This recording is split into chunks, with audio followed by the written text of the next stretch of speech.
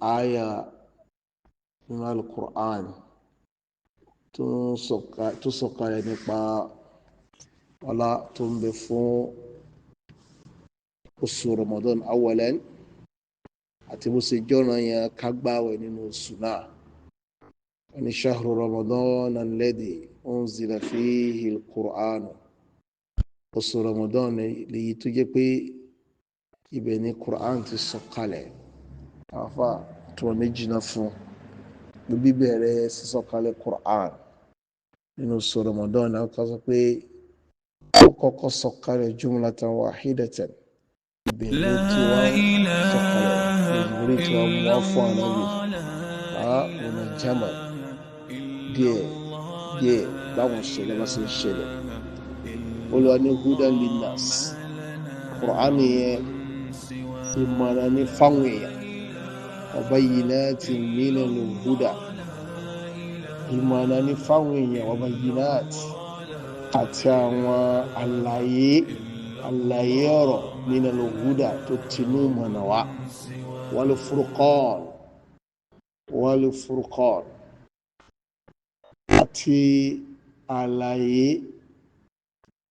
àlàyé tó tinú mọ̀nà wá. wal furqan bẹ́ẹ̀ náà sì ni Qur'ani yẹn al-furqan ni tí wọ́n sọ̀pìn láàrin òdodo àti irọ́ ni al-Qur'an. ní shahru Ramadan alladhi unzila fihi al-Qur'an hudan linnas wa bayyinatin minal huda wal furqan. faman shahida minkumu shahra falyasumhu. olùwàlẹ́nikẹ́ni tó bá gani oṣù náà láàrin yín falyasumhu kó ń tọ́ yàrá kó ń gbààwẹ̀ rẹ̀.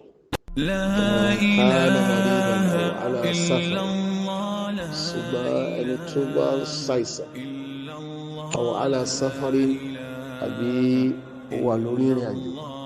fa'iddatun min ayyamin ukhar kó ń tọ́ kí kó mú ọ̀ka ọjọ́ tí kò bá fi gbààwẹ̀ nígbà tó ń ṣàìsàn nígbà tó wà lórí ìrìn àjò yẹn kó mú wá láwọn ọjọ́ míì. wọ́n yuridu Allahu bikumul yusra. Olúwa ní ìrọ̀rùn ni mo fẹ́ fún yín. ìdí nìyẹn tó pé àwẹ̀ Ramadan ìrọ̀rùn ló bá dé. ajẹ sààrì ẹ lọ sààrì lẹ́nu ẹ lọ sààrì ẹ lọ dáadáa. tó bá ti jẹ sààrì yín ẹ sì tètè sínú kété tó òun bá ti wọ̀. lọ́wọ́ ọ̀sán torí yín bá ń gbóná ẹ̀lì lọ wẹ̀ ẹ̀lì daṣọ tútù borí ẹ̀lì mọ́pù ara yín. ìrọ̀rùn nínú Ramadan bá wá. ìrọ̀rùn ló bá wá. torí yuridu Allahu bikumul yusra wala yuridu bikumul usra. ìrọ̀rùn ló wá fẹ́ fún yín, kò fẹ́ ilé kókó, kò fẹ́ ìnira fún yín. wọ́n ní àwẹ̀ Ramadan àwẹ̀ mùsùlùmí àwọn yẹn ti simple jù bẹ́ẹ̀ ló simple. torí pé ìpayà ká fi ń gbà àwẹ̀ gangan ló ń wọlú ẹlẹ́dàá wa jalla subhanahu wa ta'ala. ó ní kutiba alaykumus siyamu kama kutiba ala alladhina min qablikum la'allakum tattaqun. olùwàlà ṣe àwọn ìgbà lọ́rọ̀ yẹn fún yín gẹ́gẹ́ bá a ṣe ṣe lọ́rọ̀ yẹn fún àwọn tó ṣáájú yín kẹ́ bá ní Allah páyà kẹ́ lè kọ́ bó lè ṣe wọ́n páyà Ọlọ́run ní kọ̀kọ̀ àti ní gbangba. sọ àwọn ìgbà kọ́ wa ní ìpayà Ọlọ́run ọba ní kọ̀kọ̀ àti ní gbangba. torí ẹni tí ò jẹun tó dẹ̀ ní kọ̀rọ̀ tí ò jẹun tí ò já ìpayà kan ló wà bẹ́ẹ̀ tí ò fi já àwẹ̀ rẹ̀. ìpayà kan ló wà bẹ́ẹ̀ tí ò fi gíní o tí ò fi já àwẹ̀ rẹ̀. sọkúlù ẹ̀dẹ́dà kí ó ṣàánú wa. wala yuridu Allahu bikumul yusra wala yuridu bikumul usra walitukmilul idda. Olúwa ṣe é bẹ́ẹ̀ so that ẹ lè fi péye òǹkà tó yẹ kẹ́ fi gbà àwẹ̀ nínú oṣù Ramadan. wọn lọ ti kabbirullaha ala ma hadakum. tẹ́ bá sì ti parí àwẹ̀ yẹ tó ti pé 29 àti tó pé 30 kẹba lè gbọ́ lọ́wọ́ bá yín kẹba lè gbé tóbi ala ma hadakum lórí ìmọ̀nà tó ṣe fún yín wa la'allakum tashkurun bóyá ẹ̀jẹ̀ lè máa dúpẹ́ fọlọ́ Olúwa wa kò ṣe àwa lẹ́ni tí ó lè máa dúpẹ́ fún ìbẹ̀rẹ̀ tíra yẹn ìbẹ̀rẹ̀ rẹ̀ nìyẹn ìbẹ̀rẹ̀ tíra yẹn nìyẹn lẹ́yìn ìgbà yẹn àwọn afá ọmọ muqaddima àwọn àtìsíwájú ọmọ wa lórí kí ó tàn fi ṣe tíra náà pé àwọn èèyàn ọlọ́mọkátà àwọn ọmọ akẹ́kọ̀ọ́ ọlọ́mọkátà kí wọ́n mọ àwọn ẹ̀kọ́ ẹ̀sìn nípa àwọn Ramadan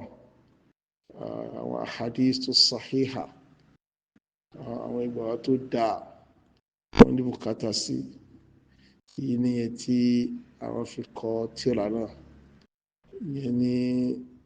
tọ́bọ̀ alákọ̀ọ́kọ́ àti tọ́bọ̀ ẹlẹ́ẹ̀kejì wọ́n ṣàdéhùn pé táwọn máa kójọ sínú tírà yìí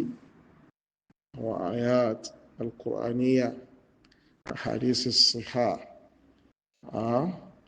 àti la ilaha illallah ọdún tí wọ́n lásìkò kúlọ̀dẹ́dà kí báwa gbà á lẹ́sìn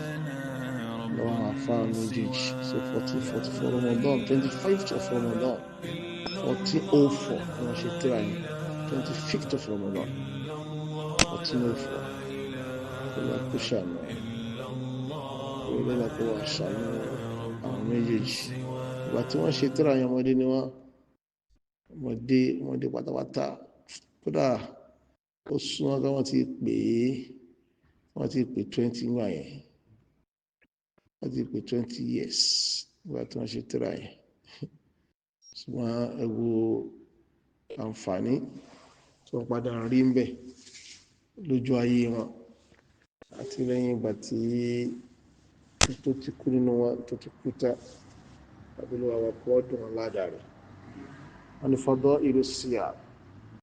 àwọn látó ń bẹ fún àwẹ̀ gbígbà wọ́n ja'at ayatun bayyinatun muhakkamat aláwọn àyà Qur'an aláàyè tó yanjú ọ̀rọ̀ awálọ́pọ̀ fi kitabillahi majid inú tírà Ọlọ́run ọba ológo tahuddu ala sawm àwọn àyà yẹn wọ́n sọ wá lójú kòkòrò ká má gbààwẹ̀ taqarruban ila Allahi azza wa jalla lẹ́ni tí ó fẹ́ fi súnmọ́ Allah wa tubayyinu fadailahu bákan náà àwọn àyà yẹn wọ́n sọ àwọn ọlá tó ń bẹ fún àwẹ̀ gbígbà nínú Ramadan ka qawlihi ta'ala àwẹ̀ gbígbà generally ka qawlihi ta'ala gẹ́gẹ́ bí ọ̀rọ̀ Olúwa wa tó ní innal muslimina dájúdájú àwọn mùsùlùmí lọ́kùnrin wal muslimat àtàwọn mùsùlùmí lóbìnrin wal mu'minina àtàwọn olùgbàgbọ́ òdodo lọ́kùnrin wal mu'minat àtàwọn olùgbàgbọ́ òdodo lóbìnrin wal qanitina àtàwọn tó máa ń kọnu Ọlọ́run ọba níkọ̀kọ̀ àti ní gbangba lọ́kùnrin wal qanitat àtàwọn kọnu Ọlọ́run ọba níkọ̀kọ̀ àti ní gbangba lóbìnrin was-sadiqina was-sadiqat àwọn olódodo lọ́kùnrin àwọn olódodo was-sabirina was-sabirat àwọn onísùúrù lọ́kùnrin àwọn onísùúrù lóbìnrin wal-khashi'ina wal-khashi'at àwọn olùpayà Ọlọ́run ọba lọ́kùnrin àti olùpayà Ọlọ́run ọba lódodo lóbìnrin wal-mutasaddiqina wal-mutasaddiqat àtàwọn tí wọ́n máa ń ṣètọrẹ àánú lọ́kùnrin àtàwọn tó máa ń ṣètọrẹ àánú lóbìnrin as-sa'imina was-sa'imat títà lọ́gbọ́gbọ́ nìyẹn àtàwọn gbààwẹ̀ lọ́kùnrin àtàwọn gbààwẹ̀ lóbìnrin wal-hafidhina furujahum àti àwọn ọkùnrin tí wọ́n máa ń ṣọ́ abẹ́ wọn kò bí zina wal-hafidhati bẹ́ẹ̀ náà ni àwọn obìnrin tó máa ń ṣọ́ abẹ́ wọn kò bí zina wadh-dhakirina Allaha kathiran wadh-dhakirat bẹ́ẹ̀ náà ni àwọn olùrántí Ọlọ́run ọba lọ́pọ̀lọpọ̀ lọ́kùnrin àti àwọn olùrántí Ọlọ́run ọba lọ́pọ̀lọpọ̀ lóbìnrin a'adda Allahu lahum maghfiratan wa ajran azima olúwa ti pèsè fún wọn maghfira àforíjì ẹ̀ṣẹ̀ wa ajran azima àti ẹ̀san tó ga jùlọ Olúwa ẹlẹ́dàá jalla subhanahu ló ti pèsè sílẹ̀ fún àwọn èèyàn yìí ẹ̀rí mẹ́yẹn inú ayà yẹn Olúwa ẹlẹ́dàá jalla subhanahu ó jẹ́ ká mọ̀ pé gbogbo ṣe olóore pátápátá bọ́kùnrin ṣe ń ṣe obìnrin náà mọ̀ sókè ni ó mọ̀ ṣe bọ́kùnrin ṣe ń gbàgbọ́ obìnrin náà mọ̀ gbàgbọ́ bọ́kùnrin ṣe ń gbàfà obìnrin náà mọ̀ gbàfà báwọn ọkùnrin ṣe ń múra síjọsìn obìnrin náà mọ̀ múra síjọsìn pàṣẹ ń jólódodo pẹ̀lú Allah níbi ìjọsìn wa lọ́kùnrin lẹ́mọ̀ jólódodo pẹ̀lú Allah lẹ́yìn obìnrin pàṣẹ ń ṣe sùúrù lọ́kùnrin làwọn obìnrin náà mọ̀ ṣe sùúrù lóbìnrin pàṣẹ ń páyà Ọlọ́run ọba lọ́kùnrin wa máa bẹ́ẹ̀ náà làwọn obìnrin náà máa páyà Ọlọ́run pàṣẹ ń ṣe sàdákà lọ́kùnrin làwọn obìnrin náà máa ṣe sàdákà lóbìnrin pàṣẹ ń gbà àwẹ̀ lọ́kùnrin ọ̀rọ̀ náà làwọn obìnrin náà mọ̀ sí kí ni ọlọ́mọ gbà àwẹ̀ ọlọ́mọ gbà àwẹ̀ pàṣẹ pàbẹ́ wa bá lọ́kùnrin àwọn obìnrin náà máa pàbẹ́ tàwọn náà mà pàṣẹ ṣèrántí Ọlọ́run ọba lọ́kùnrin àwọn obìnrin náà máa ṣèrántí Ọlọ́run ọba ní ìjọ obìnrin wa kò sí pé àwọn ọkùnrin ní wa kò sọ fáwọn obìnrin ṣé ìjọsìn ẹ̀sìn wa yìí ó ṣe kó ọkùnrin sínú bẹ́ẹ̀ náà ló ṣe kó obìnrin náà sínú wọ́n ní was-sā'imīna was-sā'imāti Olúwa ní bẹ́ẹ̀ náà ni àwọn gbààwẹ̀ lọ́kùnrin àtàwọn gbààwẹ̀ lóbìnrin wọn náà qawlu jalla sha'nuhu ọ̀rọ̀ Olúwa míì tó wá ní Sūratul Baqara aya 184 Olúwa ní wa an tasūmū khayrun lakum in kuntum ta'lamun Olúwa ní kí ẹ gba àwẹ̀ olómọ̀ dáa jùlọ fún yín o wọ́n sì pẹ́ mà ilé ìkọ́kọ́ wà nígbà tí Olúwa fáwọn mùsùlùmí láǹfààní pé ẹ bá fẹ́ gbàwẹ̀ lè gbàwẹ̀ ẹni tó sògbó bí ọ̀fẹ́ ó bọ́ aláìní instead àwẹ̀ gbígbà àwọn ṣe sàdákọ̀ instead àwẹ̀ gbígbà ó lè ṣe sàdákọ̀ lọ́wọ́ ni wa an tasūmū khayrun lakum ṣùgbọ́n kẹ́ ẹ gba àwẹ̀ yẹn òun ló dáa jùlọ fún yín khayrun lakum yẹn khayrun bẹ̀ yẹn bìmánà akhyaru bìmánà pé òun ló dáa jù so ká gba àwẹ̀ dáa jù ká ṣe sàdákọ̀ lọ láti fi jìrò àwẹ̀ ẹni tó gba àwẹ̀ lọ́lá tó ń bẹ fún ó ju ẹni tó fi sàdákọ̀ jìrò àwẹ̀ lọ ìyẹn lákọ̀ọ́kọ́ gbà ó torí pé létà náà Olúwa ẹlẹ́dàá jalla subhanahu ó pa ìdájọ́ yẹn rẹ́ àti ẹni tó lówó lọ́wọ́ àti ẹni tí ò lówó lọ́wọ́ wọn ní faman shahida minkumu shahra falyasumhu ẹni tí oṣù bá bá aláyé nù yín ètò bá fojú gan ní oṣù ìmọ̀ràn pé oṣù yẹn bá aláyé tí ó sì ṣàìsàn tí ó sì lórí ìrìn àjò ó ní kí ni o falyasumhu kó ń tọ̀ ń gbà àwẹ̀ yẹn wọn náà kọ́ lè bá yàrá Rasulullah sallallahu alaihi wasallam ìfọ́bìtì nínú sunna Ànábì sallallahu alaihi wasallam ó ṣàlàyé ẹni tó fẹsẹ̀ rí nínú sunna rẹ̀ ana sawma hisn pé àwẹ̀ tẹ́ ń wò yẹn hisnun òdì ìṣọ́ni hisn muslim ìwé àmọ́ kàyàmọ́ gbẹ̀rẹ̀ kéde wọn hisn muslim ó ní bẹ́ẹ̀ náà làwẹ̀ sì jẹ́ hisnu ni mina shahawat hisnu ni odi ìṣọ́ni kù níbi shahawat ashahawat ní gbogbo ntọ́kàn máa ń fẹ́ ṣe láburú tí ò dáa ìkànnì sí yamayama pẹ̀lú àwọn obìnrin ọ̀fọ̀ọ̀kọ̀bìnrin lára obìnrin dọ́wẹ́kẹ́ mọ̀mọ́kún ajẹjẹkújẹ àjẹjù tí ó sára láǹfààní ọ̀fọ́bẹ̀rẹ̀ wa jẹun àwọn ilé ní shahawat nìyẹn àrùgbóyè ó lè jẹ́ fudulu halal ètò sẹ́kùn nínú halal kí wọ́n máa sàṣìjú mẹ́ fahadihi shahawat náà pè so àwẹ̀ máa sọ wa kó bẹ́ẹ̀ àwẹ̀ máa sọ wa kó bí fudulu ta'am oúnjẹ àjẹjù àwẹ̀ máa sọ wa kó mi fudulu kalam ọ̀rọ̀ asọ́jù àwẹ̀ máa sọ wa kó mi fudulu nazar ìwòkúwò àwẹ̀ máa sọ wa kó mi fudulu kádàwákádà gbogbo ohun tá a máa ń ṣe tó kọjá àlàyé àwẹ̀ máa sọ wa kó bẹ́ẹ̀ so ara tí àwẹ̀ ara aṣẹ tó wá ṣe nìyẹn ó ní wa mina nari junnatu bákan náà àwẹ̀ gbígbà sọ́ọ̀fù Ramadan àwọn alálẹ̀ tọ́lák ẹ̀fọ́ pé generally àwẹ̀ gbígbà júnà ni ìlànà ni júnà ni tíyẹn fi máa ń ṣí dára tíyẹn fi máa bí aṣọ irin tá a máa ń wọ̀ lójú ogun làgbé ni júnà so bí aṣọ ogun làwẹ̀ sì jẹ́ kó níbi iná ẹ̀dùn máa ń gbààwẹ̀ ó ti dá sọ ogun borẹ̀ kó bí iná jahannama abiluwa kó mọ̀ jà wọ̀ náà wọ́n ní wa anna Allaha tabaraka ismuhu khassahu bibabi min abwabil janna ọ̀rọ̀ àwẹ̀ pàtàkì lọ́dọ̀ Olúwa wa jalla subhanahu wa ta'ala débi wípé Olúwa máa ṣẹ̀ṣà ẹnu ọ̀nà kan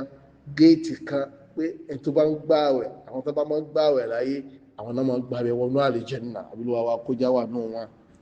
wa annahu yuftimul anfusa an shahawatiha bákan náà tó bá ṣe síwájú àwọn tó gbára yìí tí àwọn yóò máa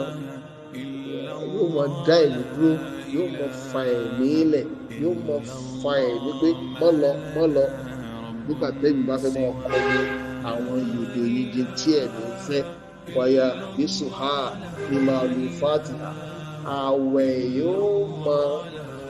dá ẹ̀mí dúró kó níbi tẹ́mi fẹ́ máa ń ṣe tẹ́mi tí yóò sì máa yóò aṣojú oúnjẹ àjẹjù bí ìsọkúsọ gbọ́ àwọn kan ní yóò sì máa àwẹ̀ yóò máa gba ẹ̀mí kó ń bẹ̀ fatusbihu mutma'innatan ẹ̀mí wà padà wá di tí ó padà ní ìfọ̀kànbalẹ̀ wa hadha al-ajrul wafir ẹ̀san ńlá yìí rèé o wal fadlu fawrul kabir àti àjùlọ tó tóbi yìí tufassiluhu al-hadisu sahiha al-atiya àwọn ahadis tá a fẹ́ máa kà yìí àwọn ahadis yẹn wọ́n ṣàlàyé gbogbo ẹ̀ yékéyéké ahsana tafsir lọ́nà tó bá dájú ọ̀túnbayénuhu atamma bayan wọ́n sì máa ṣàlàyé lọ́nà tí ó pé jùlọ. al-awwal alákọ̀ọ́kọ́ mbẹ̀ as-sawmu junnatu hadisi wá pé àwẹ̀ gbígbà o bí aṣọ ogun ni bí aṣọ tá a mọ́ wọ̀ lójú ogun ni wọ́n ní amara rasulullah sallallahu alayhi wa alihi wa sallam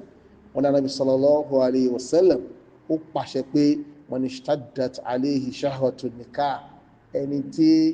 ìfẹ́ máa bóbìnrin ṣe ìfẹ́ máa súnmọ́bìnrin tó bá dà láàmú ó fi gbúgbúgbú kó gbóbìnrin lò Ànábì sallallahu alayhi wa sallam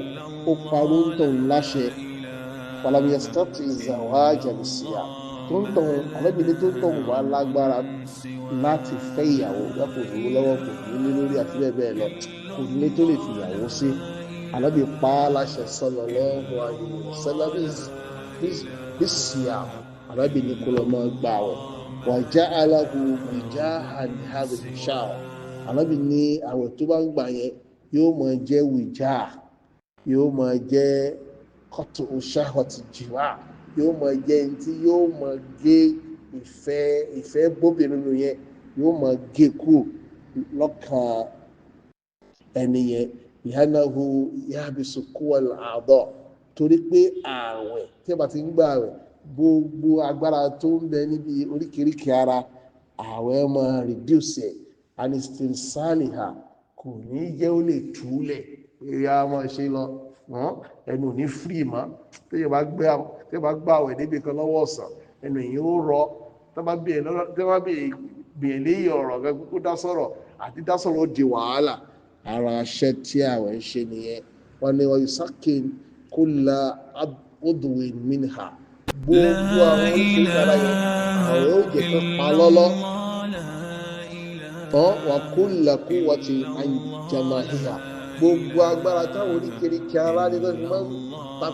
ń tàpá tẹsẹ̀ gbogbo ẹ̀ ni yóò ṣe rẹ́mú wàyìlì jímù ha bìlì jáàmì yìí yóò sì fi ìjánu àwẹ̀ yóò fi ìjánu yóò fi gbá a lẹ́nu fàkàrí sábàtà ánàlábù tàṣírà àjíbà aláhìdì jawari zahira wà ní kúwà ní bàtìlà náà fẹsẹ̀ yìí lẹ̀ pé àwẹ̀ gbígbà tẹ́ owó yẹn ó ní orí pàtó séèmà lórí ìmọ̀ sọ àwọn oríkèéríkèé ara tá a lè fojú rí yẹn àti ìfún wa ní okun tinú ìyẹn àwẹ̀ gbígbà lihada kullihi qala ìdílé lè tí Ànábì sallallahu alaihi wasallam fi sọ pé ya ma'shara shabab ẹ̀yin àkójọ ẹ̀yin ọ̀dọ́ man istata'a minkumul ba'ata ẹni tó bá lágbára àti fẹ́ ìyàwó nínú yín wọ́n ní al-ba'atu hiya al-muqaddaratu ala az-zawaj bi anwa'iha kafa òun náà ni gbogbo tíyàn lè ní tíyàn lè fi fẹ́ ìyàwó alábìnrin tó bá ní fali yatazawwaj kó ń tàn lọ fẹ́yàwó fa innahu aghaddu lil-basar torí pé ìfẹ́yàwó yẹn yóò máa jẹ́ kí ojú rẹ̀ kó wọ́n máa wò ségesège wa ahsanu lil-farj ìfẹ́yàwó yẹn yóò máa olólè sọ abẹ́ rẹ̀ jù ọdún ọba lamu yastati ṣùgbọ́n tí ò bá lágbára àti fẹ́ ìyàwó fa alayhi bis-sawm kó lọ máa gbààwẹ̀ fa innahu lahu wija àwẹ̀ yẹn yóò máa ṣiṣẹ́ kọ́tọ̀ ṣáwà yóò máa ṣiṣẹ́ ìfẹ́ gbóbìnrin lò yóò máa di kó lọ́kàn rẹ̀ ọ̀dọ̀kọ̀lẹ̀ báyà náà Rasulullahi sallallahu alayhi wa sallam àbí tún sàlàyé ana al-jannata mahfudatun bi makari ní àlùjànnà tẹ́rù yẹn nítorí lọ kiri káàrẹ̀ àwọn ìkọ́tọ̀ kan máa ń kọ́ tí ò rí wọ láti ṣe wa anna an-nara huffat bi shahawat àlàyé sí yàmà náà di sẹ bákan náà sallallahu alayhi wa sallam pé iná àwọn nǹkan tó rán kiri ká tó náà ní tọ́kàfẹ́ máa ń ṣe ní láì dáa fa idha tabayyana laka ayyuhal muslim tó bá wá ti hàn sí ọba yẹn ìwọ mùsùlùmí anna sawma yuqmi'u shahawat wípé ìgbààwẹ̀ a máa dá shahawat lágara a máa ṣẹlẹ̀ egun ẹ̀yìn wa yuksiru hiddataha a sì máa kan agbára rẹ̀ wa hiya allati tuqarribu minan nar tó ṣe pé shahawat yẹn àwọn gangan ni tó máa ń súnni mọ́nu náà faqad hara siyama bayna as-sa'imi wan-nar tó bá rí bẹ́ẹ̀ a jẹ́ pé ààwẹ̀ àwọn jẹ́ gàgà láàrin tó ń gbà àti iná jahannama lidhalika ja'at ahadith musarriha ìdí táwọn hadith tó ń sàlàyé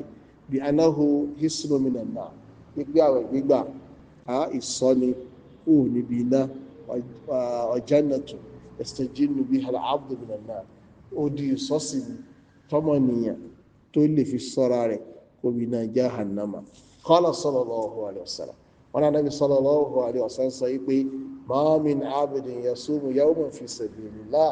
kò sí ẹrú kan tí ó gbà lójú ọlọ́run ọba lójú ọ̀nà ọlọ́run ọba kò sí ẹrú kan tí ó gbà lójú ọ̀nà ọlọ́run ọba jalla subhanahu illa ba'ada Allahu bidhalika wajhahu anin nar àbíkúrò ẹ̀dẹ́dà kó fi àwẹ̀ tó gbà yẹn kó fi jẹ́ kí ojú rẹ̀ kó jìnà sí iná sab'ina kharifa ní ìrìn 70 kharif ìrìn àjò 70 kharif òní yóò fi jìnà sí inú náà sab'ina kharifa ayé masirata 70 aama kábàáwò 70 kharifa wọ́n ní àdìtú pé ìrìn téyìn ó rìn fún 70 years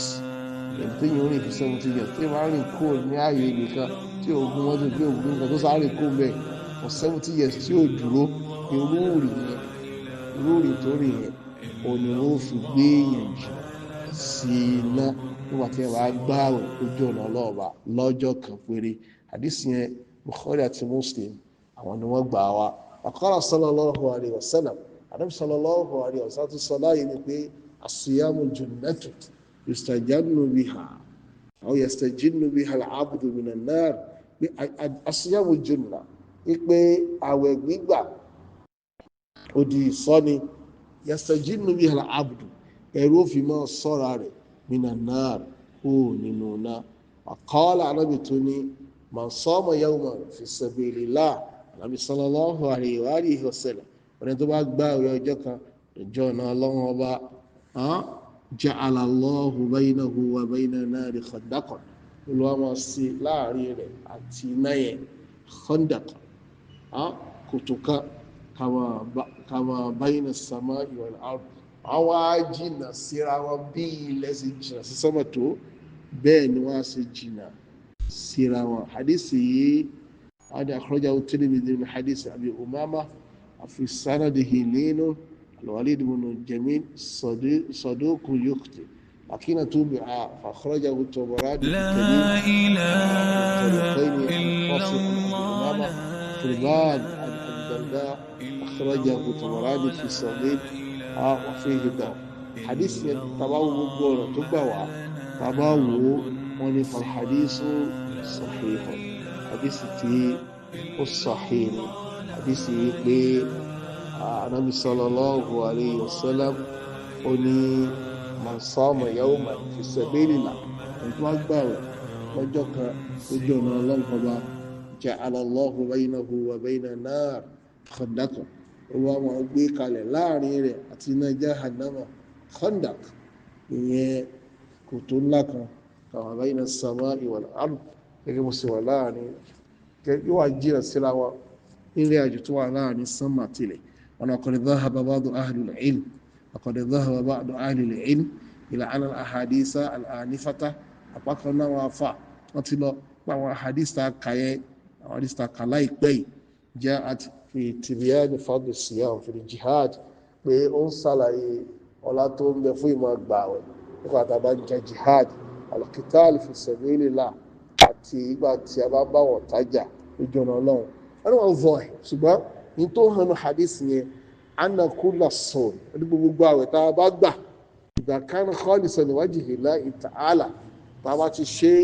ẹni tó fi ń wọ ojú Ọlọ́run ọba jalla subhanahu wifqa ma bayyanahu rasulullah tó lè ṣe déédéé tánàbí sàlàyé rẹ̀ sallallahu alaihi wasallam fa huwa fi sabilillah ojú ọ̀nà Ọlọ́run ọba náà nìyẹn so sabilullah kathir ojú ọ̀nà ọba pọ̀ gan so ti yẹ wallahu ta'ala so inshallah ta'ala àmọ́dé sí ní wọ́n